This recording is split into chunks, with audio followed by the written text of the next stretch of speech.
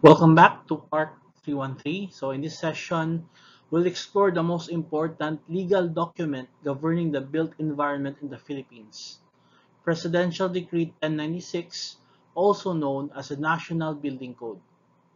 We'll go beyond definitions to understand its historical background, coverage, classification system, and your role as a future architect in compliance and enforcement. By the end of this lecture, you should be able to understand why and how PD 1096 was created, know what types of structures it covers, and how it categorizes them, recognize the architect's role in permits, enforcement, and compliance. More than that, I want you to gain confidence in navigating the legal side of our profession. So why do we even have building laws? So the answer is simple: to protect life, health, and property. In the absence of regulations, buildings may be unsafe, leading to structural failures, fires, and even deaths. Laws like ED 1096 ensures that buildings are habitable, accessible, and environmentally safe. As architects, we are not just designers, we are public guardians. The original law on building construction was RA 6541, passed in 1972. But just 5 years later, in 1977, President Marcos issued PD 1096 to revise and improve upon RA 6541. The revised law became more responsive to urban development, safety needs, and technical advancements. It gave us a more modern legal structure to guide our work. PD 1096 is just the beginning. The real detail lies in the implementing rules and regulations, or the IRR. The IRR contains technical provisions like fire separation distances, minimum setbacks, light and ventilation, stairs, and even sanitation. Always use the latest IRR version and stay updated. As building standards evolve, so do your responsibilities. PD 1096 applies to all buildings and structures across the Philippines, public or private, large or small. It governs the entire building life cycle, from planning and design through construction and occupancy, all the way to alteration, repair, and even demolition. The only major exception to this rule, that's on the next slide.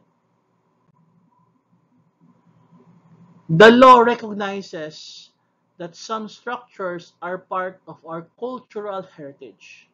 We have the traditional indigenous dwellings, made from native materials without steel, concrete, or electricity, are exempt from PD 1096.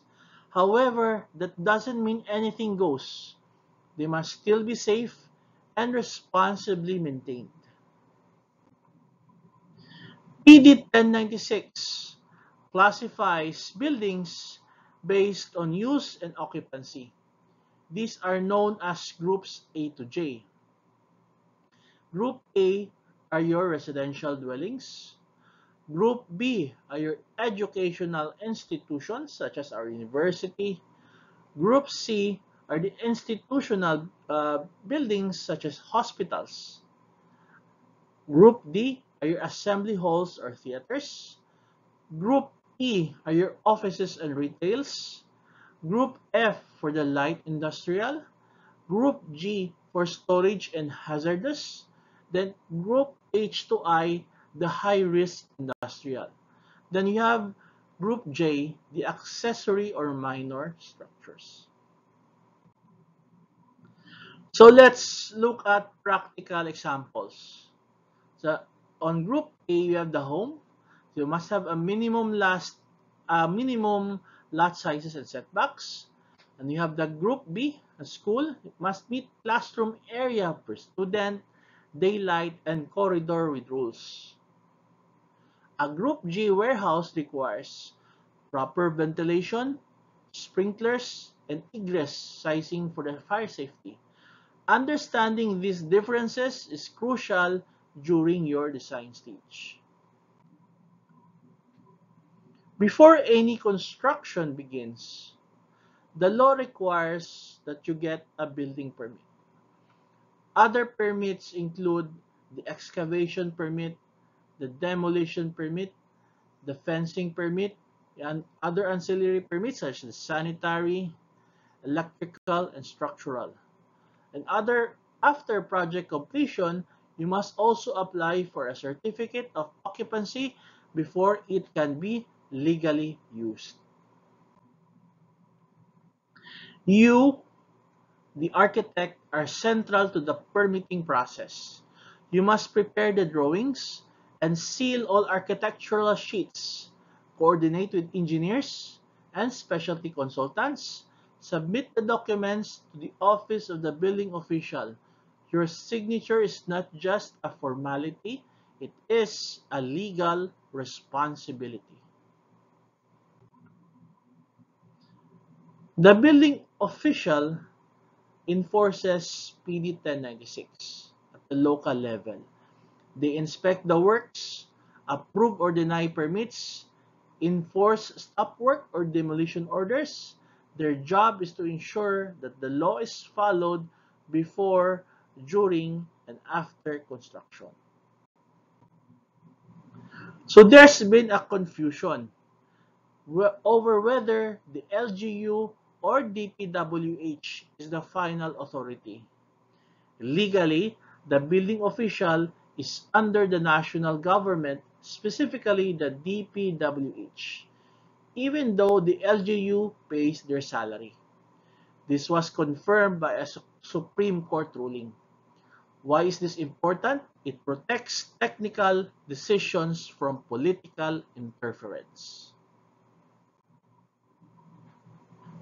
Violations of PD 1096 is a criminal offense. Possible consequences include a fine up to 20,000 pesos and an imprisonment of up to 2 years. Demolition of the non-compliant structure or blacklisting of the architect or contractor. So don't take shortcuts. It's not just a mistake, it's a legal liability. So to wrap it up, PD 1096 is the foundational law for building design in the Philippines. It applies to every architect, engineer, and builder. Compliance is not optional, so it is the law. So your assignment for this week is to choose one occupancy from Group A to J and summarize its key design provisions, like the minimum lot area, the fire exits, the ventilation, and structure type. You create a one-page infographic or reference chart and submit it via our Padlet link. So just refer class for the written instructions on the Padlet. So see you next meeting and wait for further instructions. So we may have, I may divide you per group. I'm gonna report on the different laws next meeting.